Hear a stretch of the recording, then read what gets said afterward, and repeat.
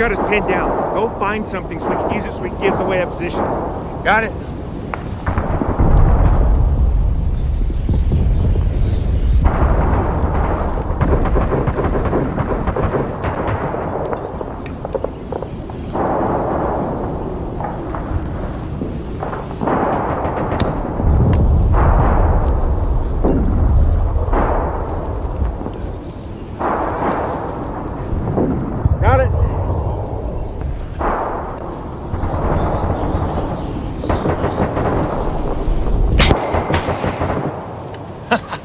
We got him. Move up.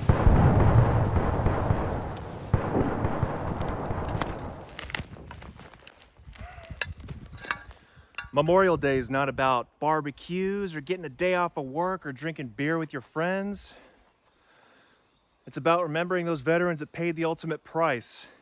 That's why on this week's Ravenglade Axe History, we're going to focus on an axe that might make you appreciate those veterans and what they did. We're talking about the 1910 Hand Axe.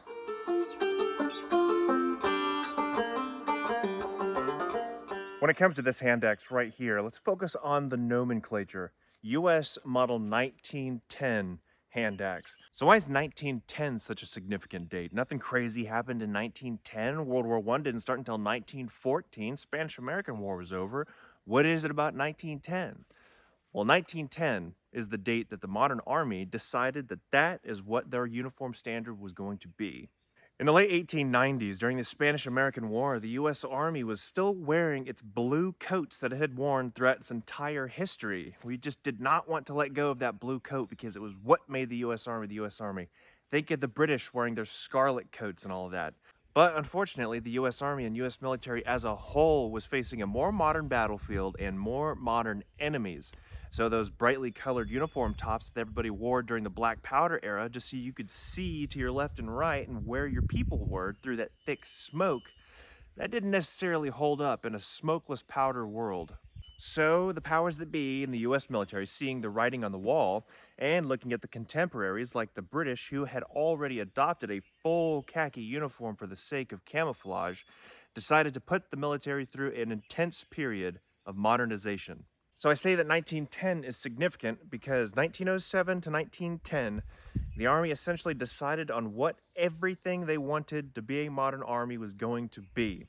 So you have things like the M1910 Hand Axe, the M1910 Haversack, 1910 Entrenching Tool, 1910 Mess Kits, 1910 Cartridge Belt, 1910 Canteen Cover, 1910 Wool Service Uniform. So as you can tell, 1910 is essentially the date that the U.S. Army became a modernized army. So if we look at the period from 1903 to 1917, right before the U.S. entered World War I, you see a huge difference in what a soldier looked like at the beginning of that date in 1903 to what they looked like before they shipped off to the Western Front. One of the things that comes with having a modern army as opposed to an archaic army is the less reliance on baggage trains and huge caravans following behind the army carrying all of the extra stuff, and more of an emphasis on the individual soldier carrying his own equipment. So because of that, you get smaller and more compact entrenching tools like this M1910 shovel right here that could be worn on the back of a haversack, and tiny little hand axes like this. They're a lot smaller just so you don't have to have a full-sized shovel that's shoved into a baggage train that you have to go find and look after and sign for whenever you're going to go dig a hole. The individual soldier can stop wherever he wants and either dig a hole or process some wood, get through some shrubbery, or whatever you have with this axe. When it comes to attaching your 1910 hand axe to your equipment, we have a 1910 haversack right here.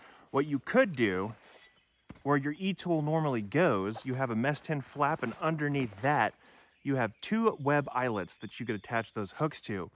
Though you could do that, it would be a little awkward, and I don't recommend that.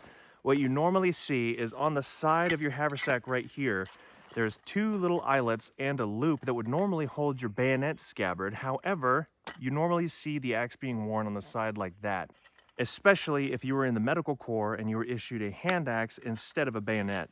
Though what you see more often than not in period photographs is the hand axe just being worn on the cartridge belt like that.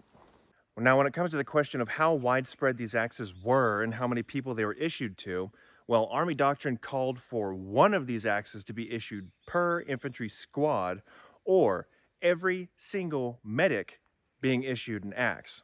You might be asking yourself, like, what? That doesn't make any sense. Why would every single medic be issued an axe and the infantrymen just get one? Come on now. Well, priority for combat units was and still is the ability to dig below the surface of the earth just to protect yourself from shell fire, explosions, or different things like that.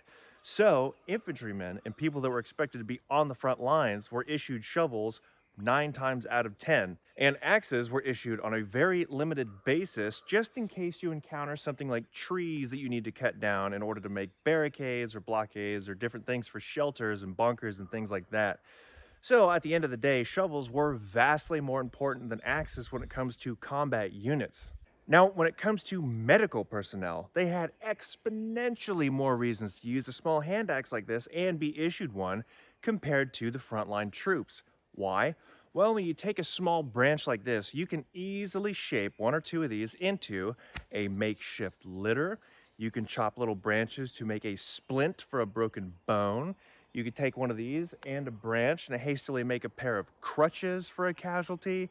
You can do so much with an axe that you just couldn't do or have no need to do as an infantryman. Also, it goes without saying that people in the medical field, like medics, being issued axes like this, them being in the Geneva Convention as non-combatants, a small hand axe like this looks a lot better than if they were issued something like a big bolo knife or a sawback bayonet or anything wild that could be construed as a weapon to use against the enemy. So, a small hand axe, nice innocent hand tool that's very utilitarian. Now, when it comes to the 1910 hand axe, the design of it remained relatively unchanged throughout its entire service history, though there are some slight variations in paint schemes that will be able to tell you when and where it was used or made. For example, the World War I versions of this hand axe were not painted. They had a plain wood handle and an unpainted head. The painted versions, like this one right here, didn't start coming around until World War II. The head of this is a relatively simple Dayton or forestry pattern. Comes in at around 1.5 pounds. The bit length is around 5.5 to 6 inches, and the cutting edge is 3.5 to 4 inches. The handle is relatively plain, simple, unadorned. It does not have a palm swell. Very utilitarian, rudimentary shape, although it is relatively comfortable. Handle lengths, these usually range from 12 to 18 inches long. The US manufacturers that were responsible for making the most of these were Plum and the American Fork and Hoe Company. Though this one is a reproduction from At the Front, it is a pretty good segue into my next point. The World War I versions did not have a maker's mark on the bit like that. That didn't come around until World War II. Usually the World War I versions only had a small US stamp right there, if any at all, and were mostly stamped right here on the handle. So that has been the US model 1910 hand axe. Hopefully by the end of this video, I've inspired you to find a little bit more appreciation for these little axes, as well as the men and women that paid the ultimate sacrifice to give you the freedom to sit there and watch this video. So have a good Memorial Day weekend, but remember what it's all about.